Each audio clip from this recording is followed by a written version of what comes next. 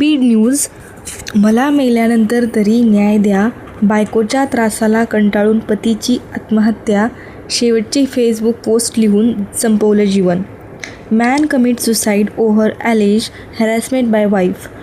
पत्नी आणि सासरच्या जाचाला कंटाळून फेसबुक पोस्ट लिहित एका व्यक्तीने शेतात आत्महत्या केली आहे. मला मेल्यानंतर तरी न्याय द्या, अशी कळकळीची विनंती त्याने केली असून यात काही डॉक्टरांवर खोटे रिपोर्ट दिल्याचा आरोप केला आहे. या हृदयद्रावक पोस्टमुळे परिसरात खळबळ उडाली असून दोषींवर कडक कारवाईची मागणी होत आहे. आई आणि सुरेखा, मला माफ करा. गेल्या 2 वर्षांपासून जे सहन करतोय त्या वेदना आता असह्य झाल्या आहेत, अशा शब्दांत आपल्या मनातील सल फेसबुकवर मांडत बीड जिल्ह्याच्या परळी तालुक्यातील नागापूर येथील एका तरुणाने मृत्यूला कवटाळले आहे.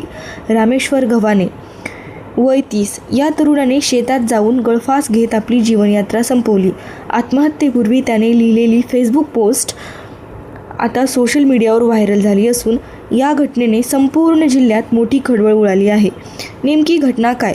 मिळालेल्या माहितीनुसार नागापूर येथील रहिवासी असलेल्या रामेश्वर गव्हाणे यांचा विवाह 2 वर्षांपूर्वी उखळी येथील नम्रता जाधव हिच्याशी झाला होता. अत्यंत साध्या पद्धतीने हा विवाह सोहळा पार पडला होता. मात्र संसाराची नवी स्वप्ने पाहणाऱ्या रामेश्वरच्या आयुष्यात लग्नानंतर काही काळातच वादळाला सुरुवात झाली. रामेश्वरने आपल्या पोस्टमध्ये आरोप केला आहे की लग्नानंतर पत्नी नम्रता आणि तिच्या माहेरच्या मंडळींनी त्याला आणि त्याच्या परिवाराला प्रचंड मानसिक आणि शारीरिक त्रास देण्यास सुरुवात केली होती.